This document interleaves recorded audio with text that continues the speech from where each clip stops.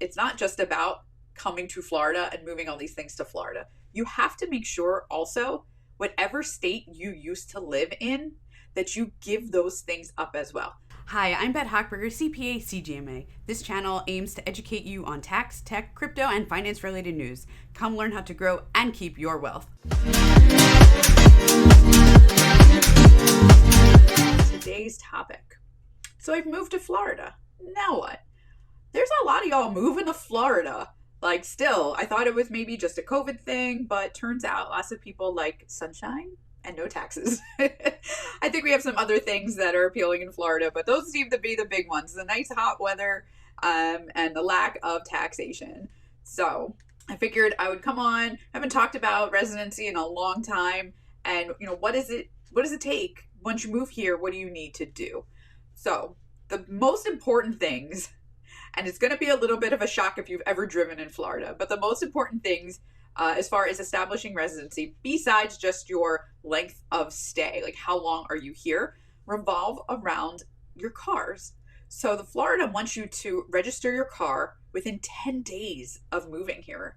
And within 30 days, change your driver's license and update that to be a Florida driver's license.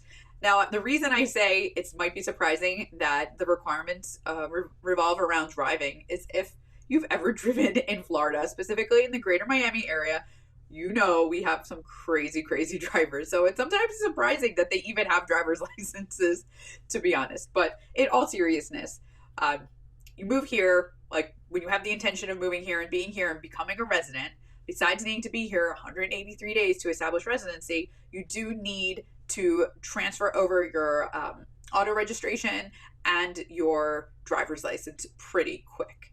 Now, I usually suggest to people there's a whole bunch of other things that you might want to do once you move to Florida. For example, if you're buying your house, and some areas that could be a challenge, like again, greater Miami. It's expensive and there's not a lot of inventory.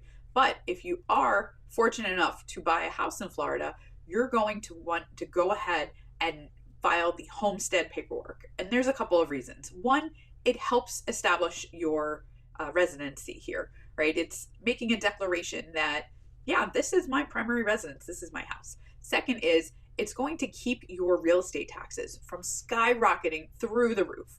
So make sure you're doing that. Now, what happens if you're not buying a house and you're just renting?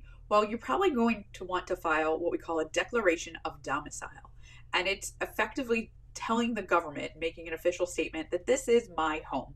It's often used to get your kids into the local school, but it can also be used to prove, oh, hey, look, I'm renting this house in Florida, but this really is my primary residence. This is where I live. It's not just, a lease that I signed for fun, if that's a thing that people do.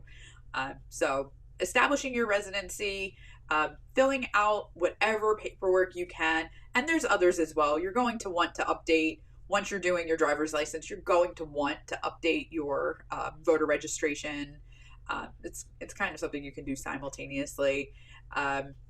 There's lots of other things that I like that are fun that when clients come to us looking for this service, we like to do. For example, once you're a resident, take advantage of those great theme park resident rates, right? I'm always on the lookout. I'm going to give a little shout out to Universal because it is my favorite park. You got to love that Harry Potter world. I'm always looking for the good deals for the Florida residents. So once you're a resident, take advantage of those. Depending on where you live, you might need, or you might be eligible for special parking permits. So I'm in Hollywood, which is near Fort Lauderdale. The beach area has parking permits. So if you're living somewhere, officially living somewhere where you can take advantage of that, you might as well. Other fun things, update your library card, right? Once you're a resident, you're entitled to that. So go get your library card. Fishing licenses, hunting licenses. I don't know where exactly you can hunt in Florida because it's not in the greater Miami area, but fishing for sure, lots of fishing. And kind of along the lines of the car, if you've got a boat that you're bringing down here, you can register that in Florida as well. So the real reason you're doing this, besides some of it is a legal obligation, like updating your car registration and your driver's license, but if you are leaving a high income tax state like New York or California, you're going to want to build up a defense in the event that an auditor from the state that you left comes and says, hey, I don't believe you really left. We think this is a sham, that you're just claiming to be in Florida because you don't want to pay taxes.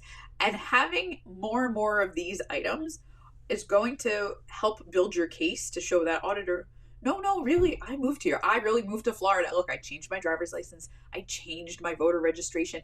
I even have a library card here in Florida, right? So it's really going to help build that up so that you've got a better defense when auditors come looking and trying to claim that you owe tax from the state you left.